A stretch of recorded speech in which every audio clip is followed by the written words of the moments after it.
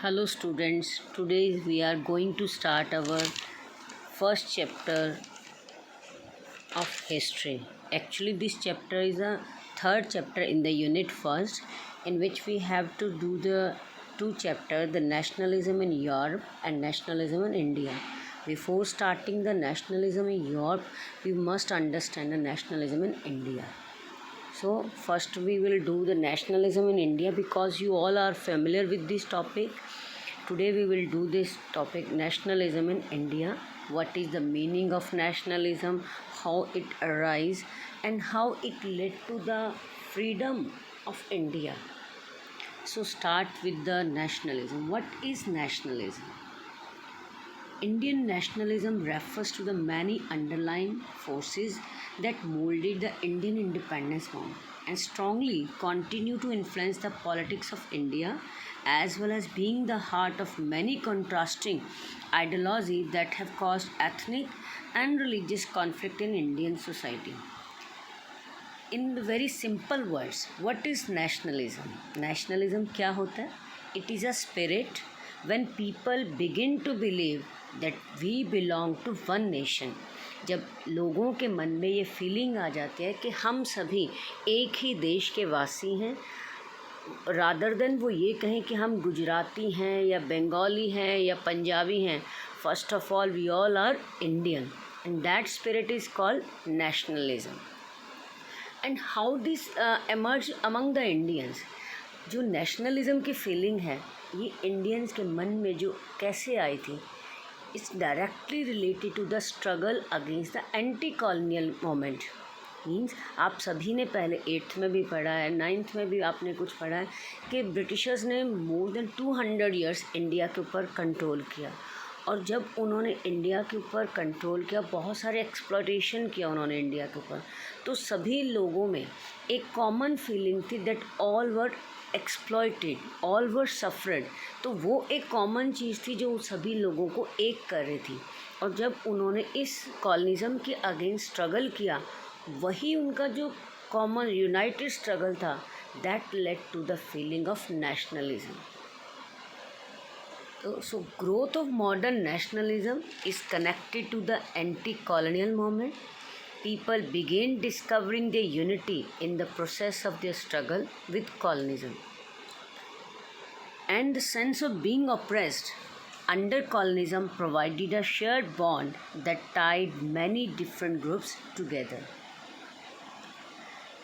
सभी लोग एक्सप्लॉयटेड थे, वो परेशान थे, ब्रिटिशर्स थे. रीज़न सबका अलग अलग हो सकता है. फॉर एग्ज़ाम्पल जो रूलर्स थे, राजा लोग थे, वो क्यों उनसे परेशान थे?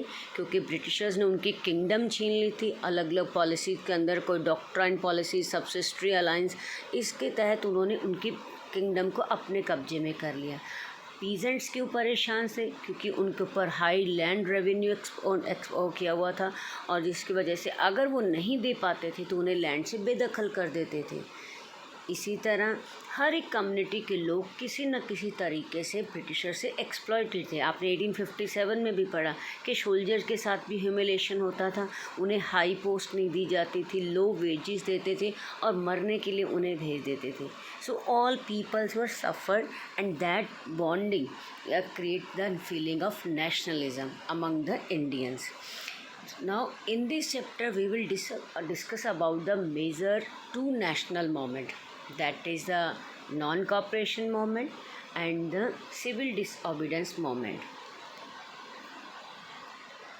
So what circumstances that led to the non-cooperation movement? First of all, the First World War created a new economic and political situation in India. यहाँ पर आपको क्वेश्चन अलग से भी आ सकता है. How first world war created a new economic and political situation, या how first world war is responsible for the non cooperation. First world war कब हुआ था? Between 1914 and 18. और आप सभी ने 9th में भी पढ़ा है कि इसके अंदर ब्रिटेन भी शामिल था.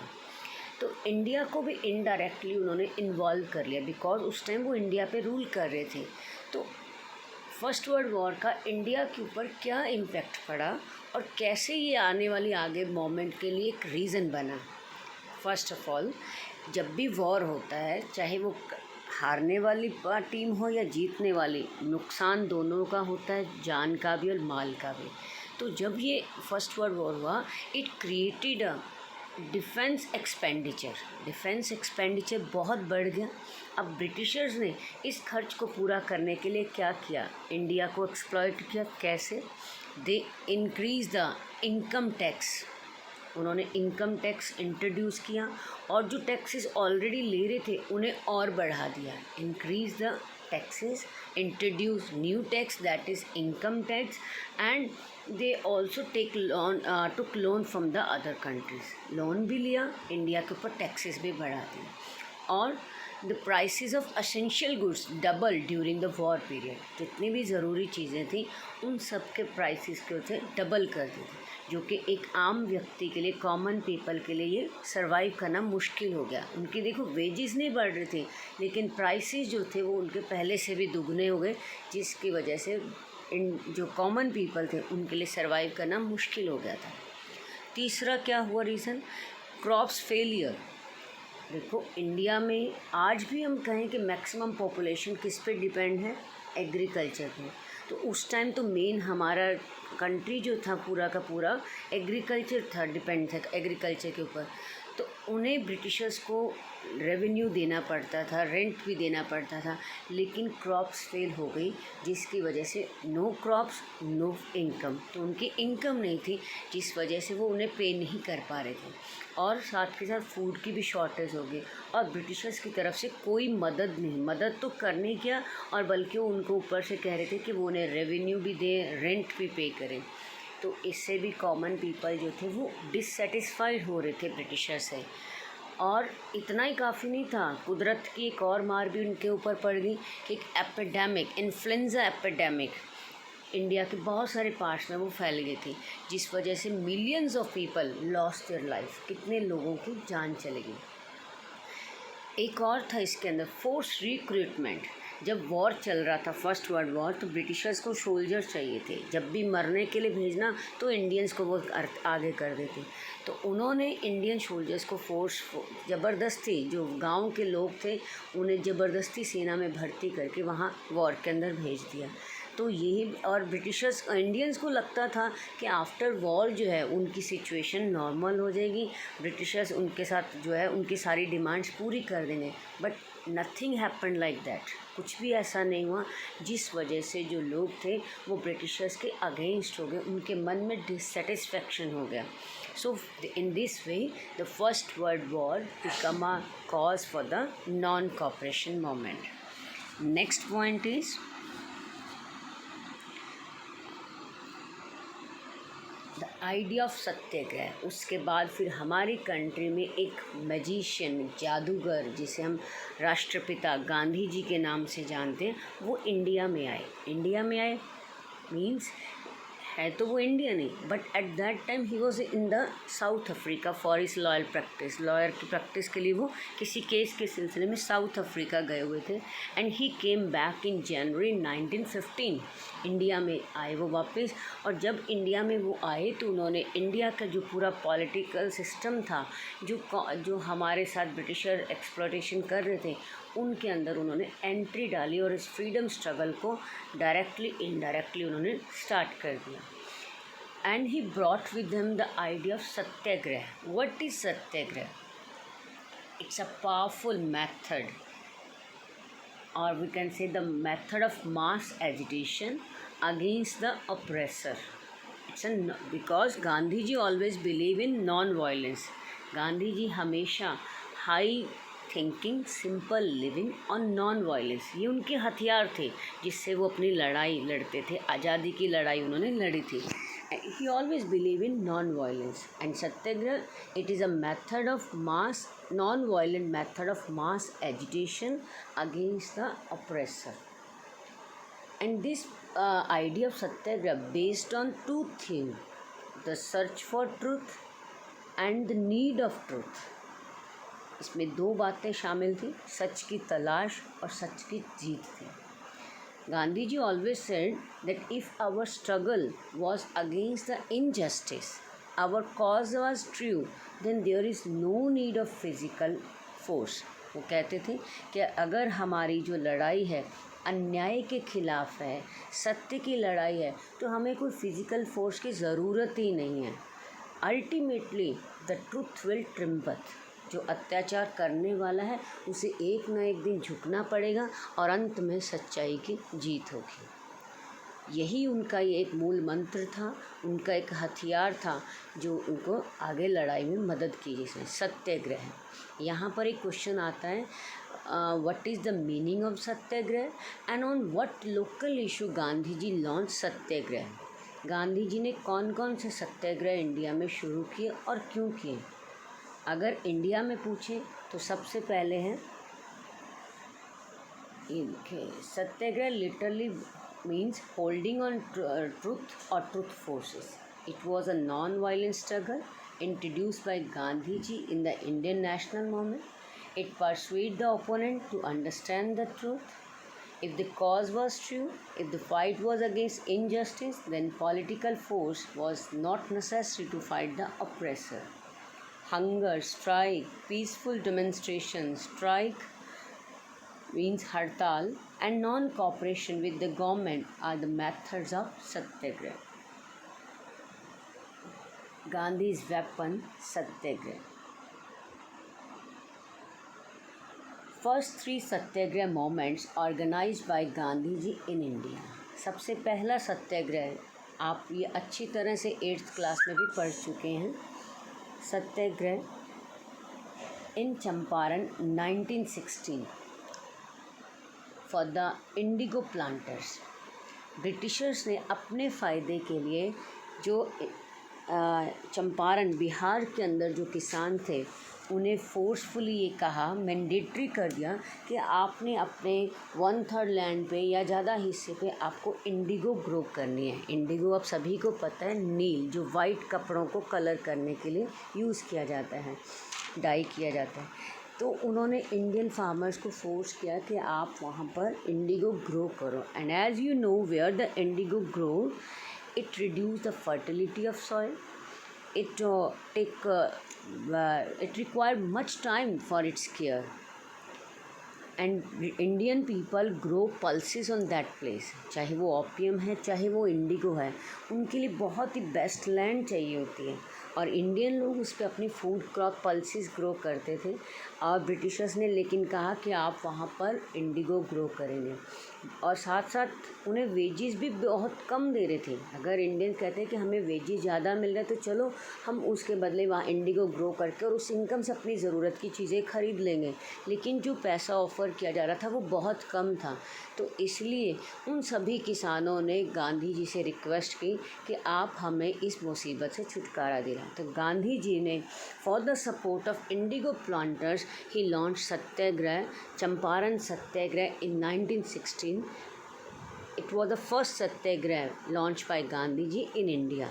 इससे पहले वैसे उन्होंने साउथ अफ्रीका के अंदर भी, जो आपने 9th में पढ़ा था, जो रेशियल डिस्क्रिमिनेशन था उसके अगेंस्ट साउथ अफ्रीका में भी उन्होंने सत्याग्रह चलाया था, वहाँ के लोगों को न्याय दिलवाने के लिए. जो ब्लैक और वाइट पीपल के बीच में डिस्क्रिमिनेशन हो रहा था उस चीज़ को दूर करने के लिए. फिर जब इंडिया में आए तो उन्होंने पहला सत्याग्रह चंपारण में, और ब्रिटिश गवर्नमेंट को कहा कि वो उन्हें उसके लिए प्राइस जो है वो ज़्यादा ऑफ़र करें. उसके बाद फिर 1917 में गांधी जी ने एक और सत्याग्रह लॉन्च किया, खेड़ा मूवमेंट, खेड़ा सत्याग्रह. ये भी किसके लिए था? पीजेंट सपोर्ट्स के लिए. जब क्रॉप्स फेल हो गई थी तो अब जब किसानों की फसलें नहीं हैं, क्रॉप प्रोडक्शन ही नहीं हुई, तो वो कहाँ से अपना रेवेन्यू पे करेंगे और कैसे वो रेंट भी देंगे. तो उन्होंने डिमांड की कि आइदर या तो उन्हें रिलैक्सेशन दी जाए 1 साल की, या उनको माफ़ कर दिया, मतलब उन्हें कम कर दिया जाए कुछ या माफ़ कर दिया जाए. लेकिन ब्रिटिशर्स ने ऐसा नहीं माना, तो इस वजह से भी वहाँ dissatisfaction. And he then Gandhi ji launch Satyagraha for the support of peasants in Kheda district, Gujarat. Third था Satyagraha for the cotton mill workers in Ahmedabad. In 1918, Gandhiji launched Satyagraha in the Ahmedabad for the support of cotton mill workers. अब cotton mill workers की क्या problems थी? जिस जगह पर वो काम करते थे वहाँ की जो वर्किंग कंडीशंस एनवायरनमेंट वो उनके लिए हेल्दी नहीं था, सूटेबल नहीं था, and wages were very low, working hours are very high long थे, काम उन्हें ज़्यादा करना पड़ता था, वेजेस कम थी और साथ साथ वर्किंग कंडीशन भी जो थी वो अच्छी नहीं थी। तो इसलिए उन्होंने गांधी जी की लीडरशिप के अंडर सत्याग्रह शुरू किया और डिमांड क्या रखी कि उनके वर्किंग आवर्स को रिड्यूस किया जाए, वर्किंग कंडीशंस को इम्प्रूव किया जाए और उनके जो वेजेस है वो इंक्रीज़ किए जाए। So these were the satyagraha launch by Gandhi ji, which became the cause circumstances for the non-cooperation movement. Then Rolt Act 1919. This was an act passed by the Imperial Legislative Council. ये एक्ट कब पास हुआ था? 1919. As you all, the First World War was went up to the 1918. उस time जब first world war चल रहा था, हमारे बहुत सारे इंडियंस थे जिन्होंने अपना जो नेशनल मोमेंट था उसे फास्ट कर दिया था, क्योंकि उन्होंने सोचा कि ब्रिटिशर जो हैं इस टाइम वॉर में बिजी हैं, तो हम अपने लोगों को ज़्यादा से ज़्यादा जोड़ें और ब्रिटिशर्स के अगेंस्ट अपने मोमेंट को और तेज़ करें। लेकिन ब्रिटिशर चुप बैठने वाले नहीं थे।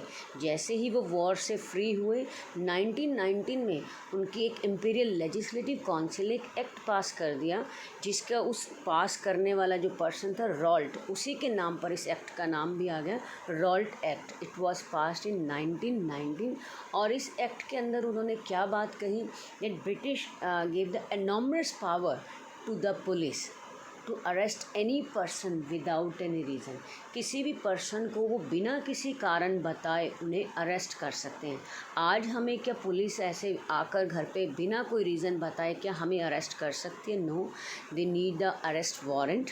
अरेस्ट वारंट होने चाहिए, वो हमें कारण बताएंगे और चलो उनके पास अगर अरेस्ट वारंट भी हैं तब भी वहाँ पर हमारे पास एज डिटेन पर्सन के पास राइट हैं कि हम अपने आप को डिफेंड कर सकते हैं, वकील कर सकते हैं, हम अपील कर सकते हैं और वहाँ हमें उनके लिए ज़रूरी है कि विदिन 24 आवर्स वो हमें मजिस्ट्रेट के सामने प्रोड्यूस करें। लेकिन उस टाइम ऐसा नहीं था। ब्रिटिशर्स ने पुलिस को फुल पावर दे दी कि आप किसी भी पर्सन को विदाउट एनी रीज़न उन्हें अरेस्ट कर सकती हैं, 2 साल तक जेल में डाल सकते हैं, केस डाल सकते हैं उनके पास। This law was called the black law. Why? Because there was no provision of appeal, दलील एंड वकील। ना तो हम अपील कर सकते हैं, ना ही उसके खिलाफ आर्गूमेंट मीन्स दलील दे सकते हैं और ना ही अपने आप को डिफेंड करने के लिए हम कोई वकील कर सकते हैं। That's why this law was known as Rowlatt act. And against this Rowlatt act there was a protest in the country and Gandhiji launched the Ralt Satyagraha, non-violent satyagraha against this act, and they decided a hartal strike on 6th April all over the India. Rallies were conducted, shops were closed down, workers conducted strike, transport and communication systems came to be a standstill. These protests led to the Jallianwala Bagh massacre. Further, this led to the हर जगह पर हड़तालें हुई, rally की गई और इस act को रोकने के लिए विरोध किया गया। और फिर उसके बाद नेक्स्ट जो था incident Jallianwala Bagh massacre on April 13, 1919.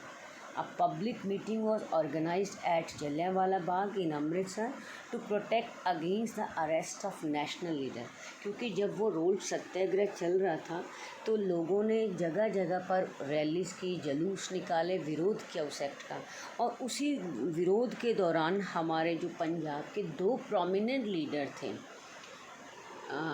Satyapal and doctor Kitchlu, उनको अरेस्ट कर लिया गया। तो फिर जलियांवाला बाग के अंदर बैसाखी वाले दिन 13 अप्रैल 1919 को हमारे कुछ लोग वहाँ इकट्ठे हुए जो को पीसफुल अपनी मीटिंग कर रहे थे कि वो प्लानिंग कर रहे थे कि हमने इन लीडर्स को रिहा करवाना है, ब्रिटिशर से हम डिमांड करेंगे और फर्दर प्लानिंग सोच रहे थे, शांतिपूर्वक वो अपनी मीटिंग कर रहे थे। और कुछ लोग वैसे ही बैसाखी की वजह से वहाँ अमृतसर गोल्डन टेम्पल में आए थे, तो वो साथ बाग में भी बैठे थे। Many villager came to attend the fair were also present in the park. लेकिन उसी टाइम ब्रिटिशर्स का एक जनरल जो था डायर, जो कि बहुत ही क्रूअल था, वो वहाँ पहुँचा और उन्होंने क्या किया, अपनी सेना को अंदर, अपनी सैनिक सभी लेके मिलिट्री अंदर आए और एक छोटा सा गेट है जो एग्ज़िट पॉइंट है उसे बंद कर दिया और बिना किसी को जो है अलर्ट किए, अलार्म किए, he started the firing on the innocent people and killed many people. उन सभी को मार दिया गोलियों से और बहुत सारे लोगों ने अपनी जान बचाने के लिए कुएं के अंदर जंप भी किया, सोचा कि शायद जब ओवर हो जाएगा तो हम बाहर आ जाएंगे, लेकिन ऐसा नहीं हुआ। तो कितने ही लोग जो थे इस घटना के अंदर मारे गए और जख्मी हुए।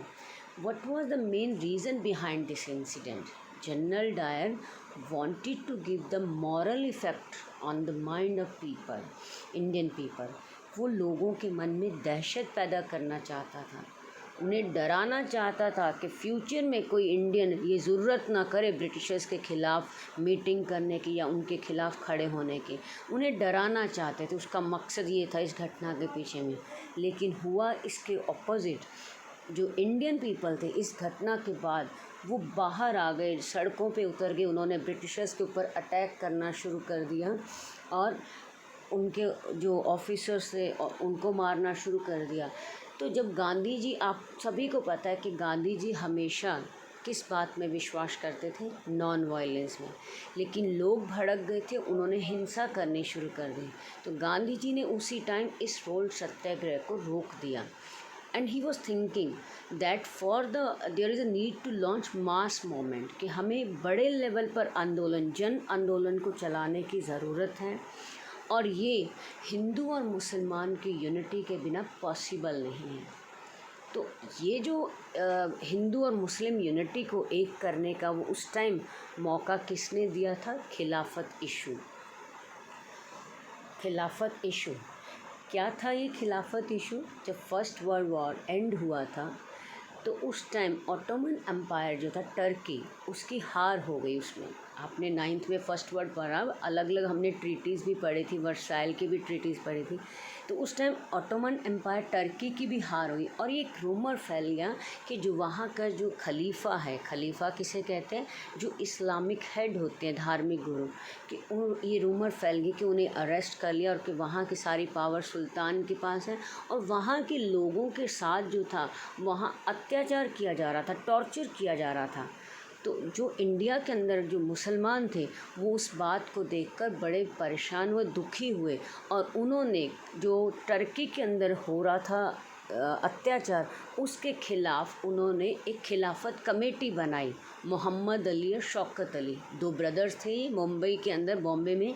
उन्होंने कमेटी बनाई, खिलाफत कमेटी, और वो गांधी जी के पास गए सपोर्ट के लिए कि हमें आप खिलाफत आंदोलन चलाने में हमारी मदद करें।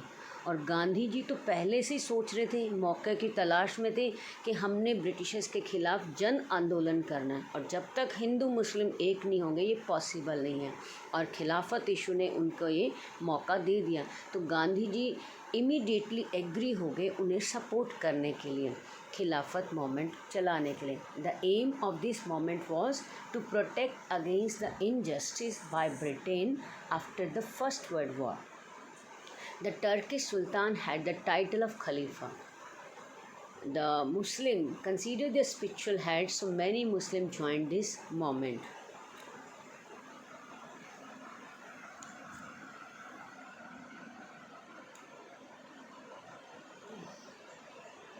Okay, so student, these were the circumstances that led to the non-cooperation movement. Tomorrow we will discuss how this movement launched and which people, which groups involved in this movement and why this movement called off. Till then, bye.